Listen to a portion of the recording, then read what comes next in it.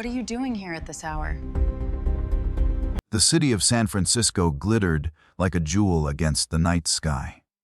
In the heart of Silicon Valley's empire of glass towers and endless ambition, one building loomed above the rest: Crawford Tech Industries, a multi-billion-dollar powerhouse known for cutting-edge innovation and ruthless competition. On the 47th floor of that tower, Isabella Crawford sat alone in her corner office, the hum of servers and the glow of monitors keeping her company. At only 28, Isabella had inherited her father's empire and expanded it with a steel grip. To her employees, she was both admired and feared. The Ice Queen, who demanded perfection, who never smiled unless it was at someone's downfall. Her platinum blonde hair was tied tightly back, her designer glasses perched on her nose as her eyes devoured rows of quarterly reports. For most, midnight meant rest. For Isabella, it was when her empire grew.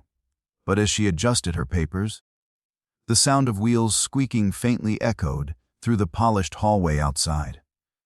The soft rattle of a cleaning cart, a reminder that even billionaires lived in buildings that required janitors to keep them spotless.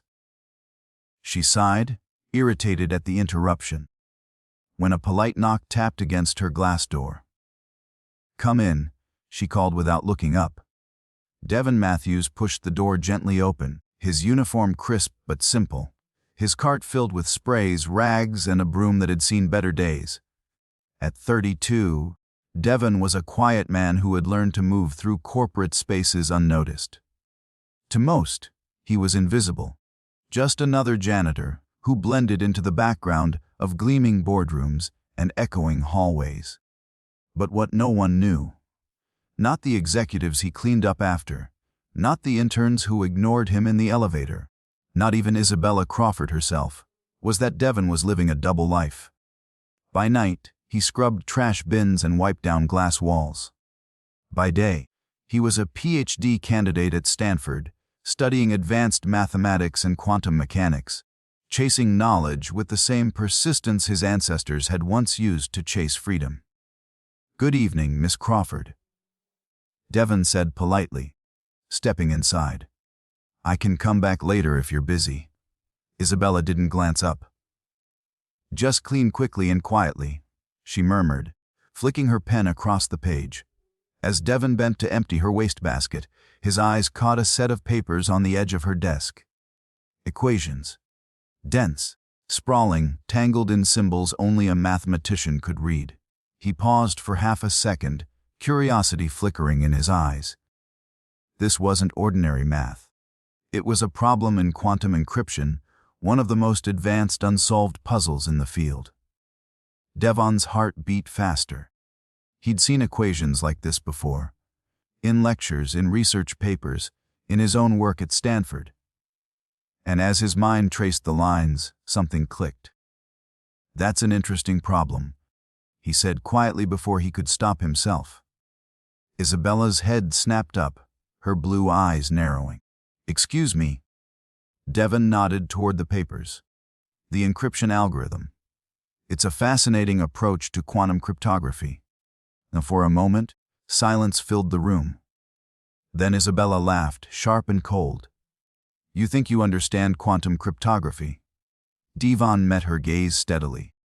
"I understand mathematics." The corners of Isabella's lips curled upward into a mocking smirk. "A janitor who thinks he's a genius. That's rich. Do you know how many PhDs I employ? Entire teams of mathematicians and scientists have been struggling with this for months. And you? What? Clean floors at night and solve impossible puzzles in your spare time." Her words were laced with contempt, each syllable dripping with disbelief. Devin didn't flinch. "Education and employment aren't always aligned, Miss Crawford." "Oh, please," Isabella scoffed, standing abruptly. "I spent 4 years at MIT studying this field. My team of experts has been working day and night, and they're still nowhere close. But sure, the janitor has insights they're missing." Devon turned back to his cart, letting her words hang in the air. He had spent years enduring dismissals like this, people looking at his uniform and seeing limitation instead of potential. But inside, his mind was already processing the equations he'd glimpsed, shifting angles, flipping assumptions, teasing apart the flaws in her team's approach.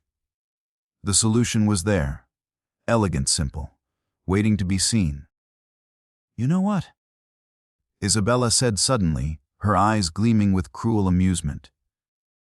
"Since you're such a mathematical genius, why don't you prove it?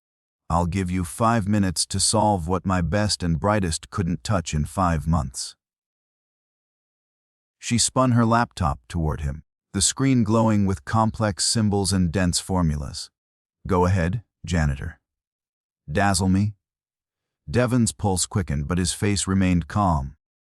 He could walk away, pretend he hadn't spoken, continue blending into the shadows of anonymity. Or he could show her that intelligence didn't wear a suit. "May I use your whiteboard?" he asked quietly. Isabella folded her arms, smirking. "By all means." "This should be entertaining." Devon picked up the marker and approached the whiteboard. The moment the tip touched the surface, his hesitation vanished. His strokes were swift, confident, precise. Numbers and symbols flowed like water from his mind, each line connecting to the next in seamless logic.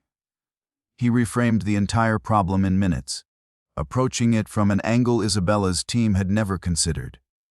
At first, Isabella smirked, waiting to see him flounder. But as the equations filled the board, her amusement faded. His notation was flawless. His reasoning, sophisticated. This wasn't guesswork. This was mastery. "The error in your team's approach," Devon explained calmly as he wrote, "is assuming a linear progression through the quantum states. But if you treat it as a multidimensional matrix and apply topological principles, the solution emerges naturally." He underlined the final equation with a firm stroke, setting the marker down. "There. The algorithm is solvable. The key is understanding that quantum encryption doesn't follow traditional mathematical rules."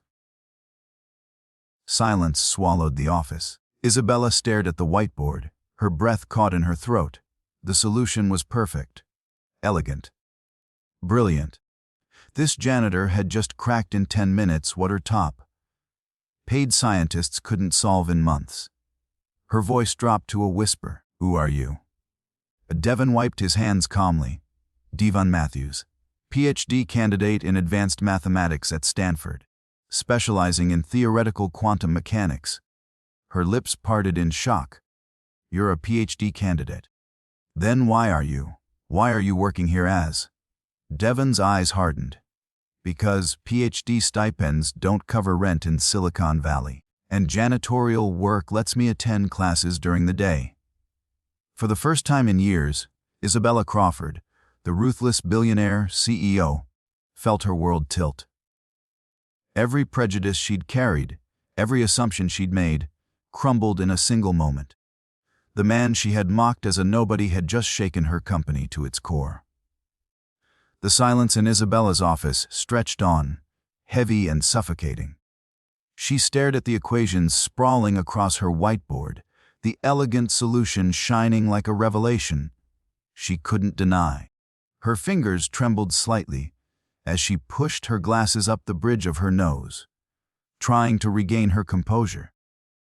"You're telling me," she said slowly, her voice carrying both disbelief and reluctant awe, "that, while my highly paid team of PhDs was chasing its own tail for months, the man scrubbing my floors already had the answer." Devon gave a small shrug. "Sometimes, all it takes is a different perspective." Isabella's pride bristled. She had built her career on being the smartest in every room, the sharpest mind in Silicon Valley, and now a janitor, no, a PhD candidate disguised as a janitor, had solved her company's most valuable problem in minutes. It wasn't just humbling, it was humiliating. "I should have security escort you out," she said icily, her defenses rising. "You had no authorization to touch those files." Devon met her glare evenly. "You told me to prove it. I did. Something flickered in her eyes. Conflict, pride battling curiosity. She wanted to dismiss him, yet she couldn't. Not when the solution was staring her in the face. Get out, she snapped finally, her voice harsher than she intended. Devon picked up his cart without protest. Good night, Miss Crawford. The door shut behind him with a quiet click, leaving Isabella alone with the whiteboard. She sank into her chair, staring at the elegant equations glowing in the lamplight. Against her will, respect had crept into her heart, respect for a man she'd mocked, disdained, and underestimated. By morning, Isabella's mind hadn't stopped racing. She called an emergency meeting with her R&D department. 12 of the brightest minds in quantum mathematics filed into the sleek conference room, expecting another lecture about deadlines. Gentlemen, Isabella began, pulling up the equations Devon had written on her laptop. I want you to review this solution. The head mathematician, Dr. Marcus Chen, adjusted his glasses as he studied the algorithm. The room grew still as his eyes widened. This is extraordinary. The approach is completely novel. He looked up, stunned. Who solved this? MIT. Princeton. Isabella hesitated, then said carefully, Stanford. The team murmured in excitement. We need to hire whoever did this immediately, Dr. Chen said. This is revolutionary. That evening, when Devon arrived for his shift, Isabella was waiting at her office door. She wasn't smirking now. The icy arrogance had melted into something more vulnerable, something that almost resembled humility. Mr. Matthews, she said softly. Devon stopped in the hallway unsure. Miss Crawford, we need to talk. Inside, Isabella gestured for him to sit. I presented your solution to my team today. They called it brilliant, revolutionary. They want to hire whoever created it immediately. Devon blinked, then gave a small nod. I see. Her throat tightened as she forced the words out. I owe you an apology. I made assumptions about you, about your intelligence, based on your uniform. That was wrong. Completely wrong. Devon tilted his head, his expression unreadable. Thank you for saying that, but it's not the first time. No, Isabella admitted, her voice softer. And it won't be the last time society does it. Which is why I want to offer you something more. A position. Head of quantum research, reporting directly to me. Devon froze. Are you serious? Completely serious. Your solution saved us months of work and potentially millions of dollars. You've earned it. Devon's eyes narrowed slightly. Miss Crawford, I don't want charity. I don't want to be hired out of guilt. This isn't charity, Isabella said firmly. This is recognizing talent that was right in front of me. Something in her tone, earnest, almost pleading, made him pause. For the first time, Isabella Crawford seemed human, stripped of her armor of arrogance. All right, Devon said finally. I'll accept. Excellent. Relief flickered across her face. You start Monday. And? Devon, thank you for reminding me that intelligence doesn't wear a suit. Word spread like wildfire through the company. The new head of quantum research had once been the janitor polishing their hallways. Gossip buzzed in break rooms. Some called it inspiring. Others whispered it was madness. This is highly irregular, Dr. Peterson muttered to his colleagues. Promoting a janitor to department head, preposterous. Actually, Dr. Chen corrected sharply. We're promoting the man who solved our impossible problem in 10 minutes. Devon handled the whispers with quiet dignity. He focused on the work, not the politics. Within weeks, his leadership transformed the department. He encouraged collaboration instead of competition. He introduced new frameworks that cut development time in half. Breakthroughs rolled in one after another, turning Crawford Tech into a rising star in the defense sector. Isabella found herself drifting to the research floor more often, under the excuse of checking progress. But in truth, she was drawn to Devon. The way his passion lit up the room, the quiet confidence in his voice, the brilliance that had once been hidden behind a mop and bucket. One afternoon, as Devon presented a new entanglement protocol, Isabella caught herself smiling.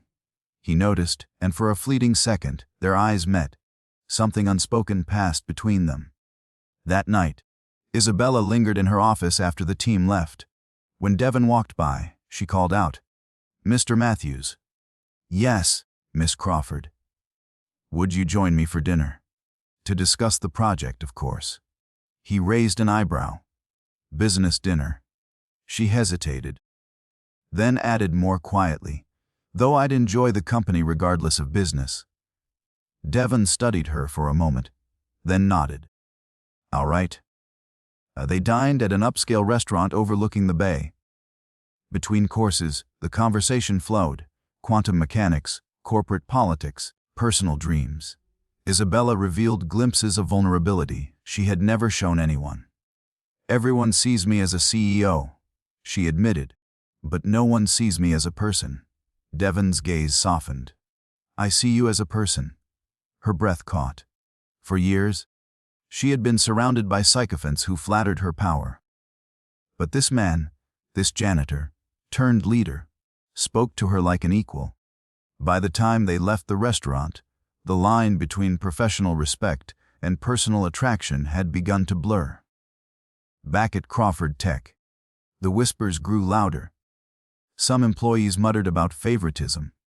Investors questioned Isabella's judgment. Yet the company's profits soared under Devon's innovations. And for Isabella, the cost of scrutiny seemed worth the truth she was beginning to face. That Devon Matthews had not only changed her company, he was changing her heart. By the third month of Devon's leadership, Crawford Tech had broken through barriers that had stymied the global research community for years. The media began taking notice. Headlines declared, "Janitor, turned scientist leads tech revolution," and "Crawford Tech's secret weapon." The genius no one saw coming. Investors who had once scoffed at Isabella's decision now applauded her foresight. But inside the company's polished walls, jealousy brewed. Some executives resented Devon's meteoric rise.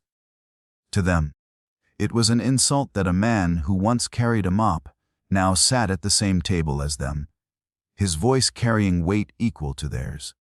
At the head of this growing resentment was Robert King, the chief operating officer. A seasoned executive in his 50s, Robert had always expected to inherit greater control once Isabella inevitably failed. Devon's presence ruined those plans.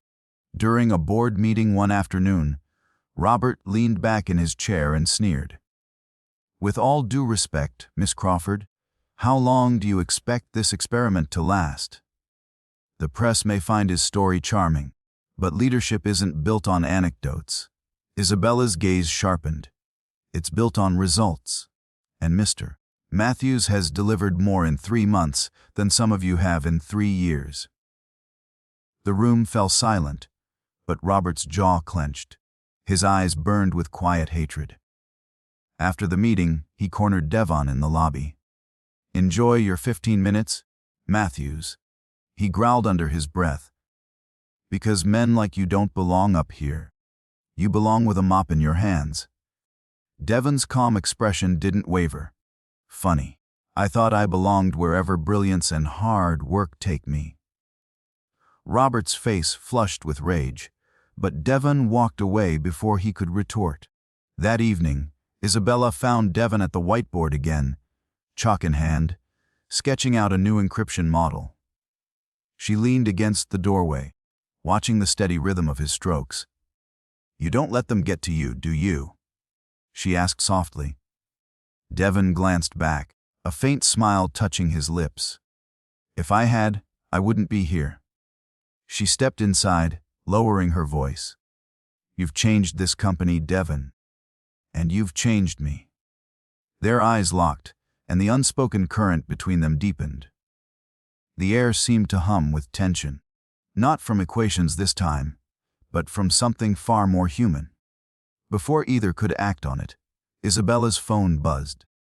She glanced at the screen and frowned. It's the investors. They want an emergency call tomorrow.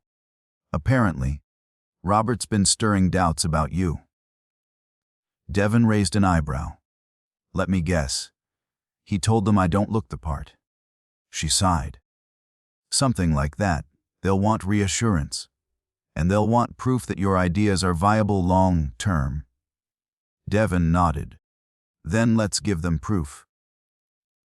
The next day, Devon presented to the investors himself.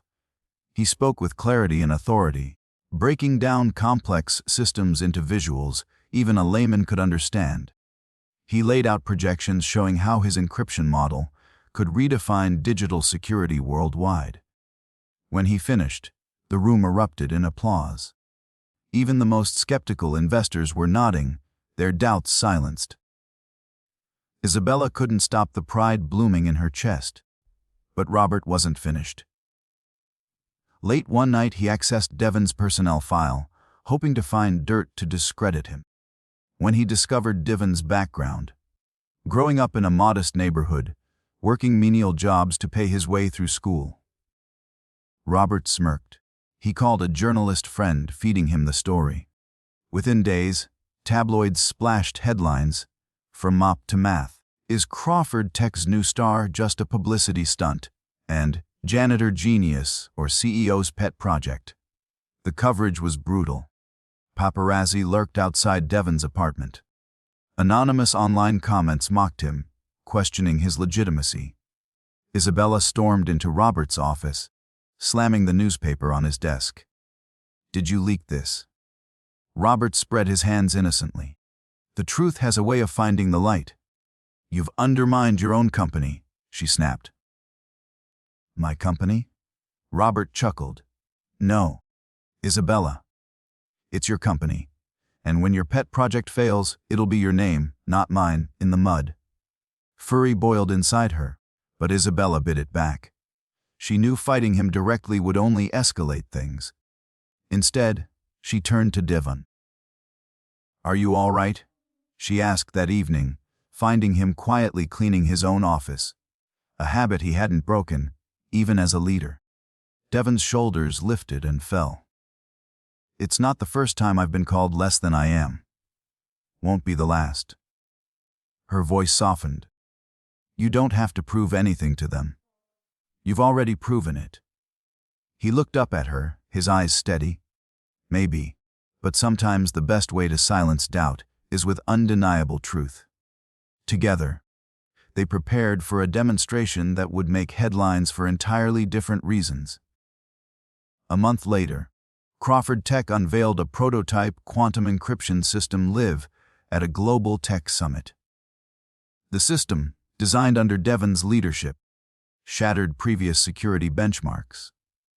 The audience gasped as live hacking attempts failed instantly against the system's defenses.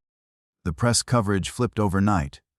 Crawford Tech dominates summit with breakthrough security model. Blazed across front pages. Devon's face appeared alongside Isabella's, no longer framed as a janitor's curiosity, but as a visionary leader. That night, at the celebration party, Isabella raised a glass. To Devon Matthews, the man who reminded us that brilliance can come from anywhere. The room erupted in applause. Devon caught her gaze, and this time, their smiles carried something unspoken, something beyond business. But while the crowd celebrated, Robert King stood at the back, his expression like stone. His attempt to destroy Devon had only elevated him further. And Robert was not a man who accepted defeat easily. As the party raged on, Robert slipped out the side door, pulling out his phone. It's time, he muttered into the receiver. If I can't take him down from the inside, we'll do it another way. What he didn't know was that his scheming would not only backfire, but would push Isabella and Devon into a battle far greater than either had imagined. One that would test their loyalty, their courage, and the very foundation of Crawford Tech itself. Robert's schemes grew darker in the weeks that followed.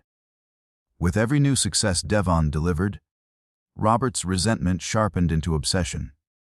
He began reaching out to competitors, hinting that Crawford Tech's crown jewel, the encryption system, might soon be up for grabs if they were willing to pay for the right insider information. Meanwhile, Devon and Isabella continued to strengthen both their professional alliance and their personal bond. Late nights working on equations turned into quiet dinners, and quiet dinners turned into conversations that stretched until sunrise. She found herself laughing in ways she hadn't in years, letting walls crumble she didn't even know she had built. One evening, as they walked along the Embarcadero after a long day, Isabella admitted softly, "When I first saw you, I thought of you as just the janitor. That was my arrogance. But now I can't imagine this company, or my life without you." Devon's eyes warmed as he stopped beneath a glowing streetlight. "You saw the uniform before the man. Everyone does. But you saw beyond it when it mattered most." Their lips met in a kiss that was both inevitable and electric, binding them together in a way neither could deny any longer. But bliss never lasts long in the high-stakes world of billion-dollar tech. One morning, Isabella's legal team rushed into her office with grave expressions. "Miss Crawford," the lead attorney said, "we've discovered leaked blueprints of your encryption prototype circulating among competitors. This isn't just a breach, it's sabotage." Her blood ran cold. "Ooh, we're still investigating, but all signs point to an internal leak." Her mind instantly flashed to Robert. When Devon entered her office later that day, she explained everything. His jaw tightened. "He's trying to destroy us from the inside." They decided to confront him directly. That afternoon, in the boardroom, Isabella called Robert in. He arrived smirking as though already savoring victory. "You wanted to see me," he said coolly. Isabella slid a folder across the table. "We traced the leaks. All of them lead back to your access codes. Care to explain?" Robert chuckled, leaning back in his chair. "Explain what?" "That you're desperate to protect your golden boy here." He jerked his chin toward Devon. "Everyone knows this company has become your personal fairy tale. A CEO and her janitor genius. It's laughable." Devon's voice cut in, calm but firm. "What's laughable is thinking you could outmaneuver the very algorithms you underestimated. I built safeguards into the system. The leaked blueprints are incomplete. Anyone who tries to use them will fail." Robert's smirk faltered. Isabella's eyes narrowed. "You've embarrassed this company, jeopardized millions, and betrayed your colleagues. Effective immediately. You're terminated." Robert shot to his feet, his face red with fury. "You can't do this!" "The board won't allow it." "The board already voted." Isabella replied coldly. "Unanimous. Security will escort you out." As guards entered the room, Robert pointed a trembling finger at Devon. "This isn't over. You'll regret the day you let him in." The doors slammed behind him, and silence filled the boardroom. Devon exhaled slowly. "He won't stop. Not like this." Isabella nodded grimly. "Then we'll be ready." And ready they had to be. For Robert, stripped of his power, became desperate. He reached into the underworld of corporate espionage, hiring hackers to launch a massive cyber attack against Crawford Tech. One night, alarms blared across the building as firewalls buckled under pressure. Employees rushed to contain the breach, but the system was crumbling. In the chaos, Devon stepped forward, his fingers flying across a keyboard.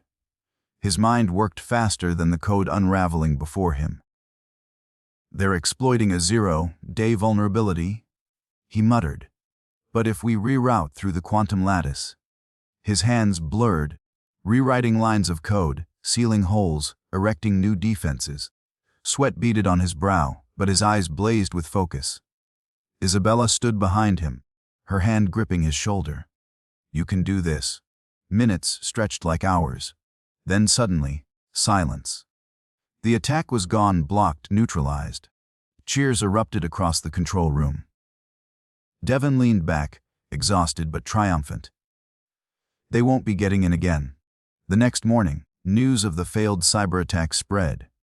Far from damaging Crawford Tech, it elevated their reputation. "If they can withstand this," one journalist wrote, "their system is truly unbreakable." Investors poured in. Contracts multiplied. Crawford Tech soared higher than ever. For Devon, the victory was sweet but not complete. He knew Robert was still out there, nursing his hatred. But as he looked at Isabella, her eyes proud, her smile radiant, he also knew that whatever storm came next, they would face it together. One evening, Isabella invited Devon to her penthouse, a place she had never shared with anyone outside her closest circle. The walls of glass overlooked the city, glowing with 1,000 lights. Over dinner, she surprised him with a small velvet box. "Devon," she said softly, her voice trembling with vulnerability, "I've spent my whole life believing power and wealth were what defined me. But you've shown me something different. You've shown me courage, humility, and love. And I don't want to imagine a future without you." She opened the box to reveal a ring. "Will you marry me?" Devon's breath caught. For a moment, the man who had once been invisible, mocked, underestimated, could only stare in awe. Then he smiled, tears brimming in his eyes. "Yes," he whispered.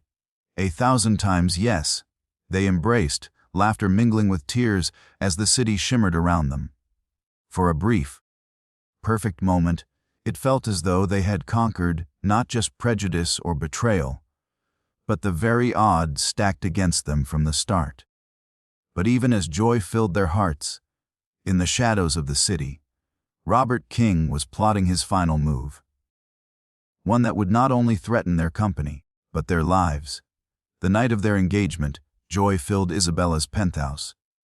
But across town, Robert King sat in a dimly lit bar, bitterness gnawing at him like a disease. He had lost his power, his reputation, and his place in the empire he thought he deserved. And in his mind, it was all because of Devon Matthews. Fueled by rage and whiskey, Robert made his final, desperate move. He hired mercenaries, not hackers this time, but men who dealt in intimidation. Their task was simple: frighten Devon into leaving the company, or worse. But fate has a way of protecting those who walk in truth. The plan unraveled almost immediately. The men Robert hired were sloppy, their communications traced within hours. By the time they approached Crawford Tech's headquarters, under cover of darkness, law enforcement was already waiting. Sirens lit the night sky as Robert's scheme collapsed around him. The next morning, headlines screamed, "Former CO arrested in plot against Crawford Tech." The story shocked the business world. Investors withdrew support from Robert's side ventures. His name became synonymous with disgrace. Devon and Isabella, by contrast, stood stronger than ever. At a press conference, Isabella spoke with calm authority. "This company has faced betrayal, sabotage, and prejudice. But we endured. And we endured because brilliance, integrity, and courage are stronger than greed or arrogance. Crawford Tech is not just about innovation. It's about people. People like Devon Matthews, who remind us that genius can wear any uniform." Devon stood beside her, his presence steady, his story inspiring millions who had ever been underestimated. In the months that followed, Crawford Tech's encryption system became the global standard. Governments and corporations lined up to license their technology. The company's value soared, but Isabella and Devon never let the wealth blind them. They continued to work side by side, building not just a company, but a partnership rooted in respect and love. 1 year later, in a sunlit garden overlooking the bay, they exchanged vows. Friends, family, And even former skeptics gathered to witness the union that had begun with an insult but blossomed into something unstoppable. As Isabella slipped the ring onto Devon's finger, she whispered, "I once saw you as a janitor. Now I see you as the man who changed everything." And Devon, with a smile that reached his soul, replied, "I was never just a janitor. I was always more. You just had to look close enough." Their kiss sealed not just their marriage, but the moral of their journey. A story that spread far beyond Silicon Valley. A story of resilience, justice, and love. A story proving that true brilliance needs no permission to shine. And in that moment, the company, the city, and the world bore witness. The janitor's answer had shaken far more than a single CEO. It had shaken the very walls of prejudice itself.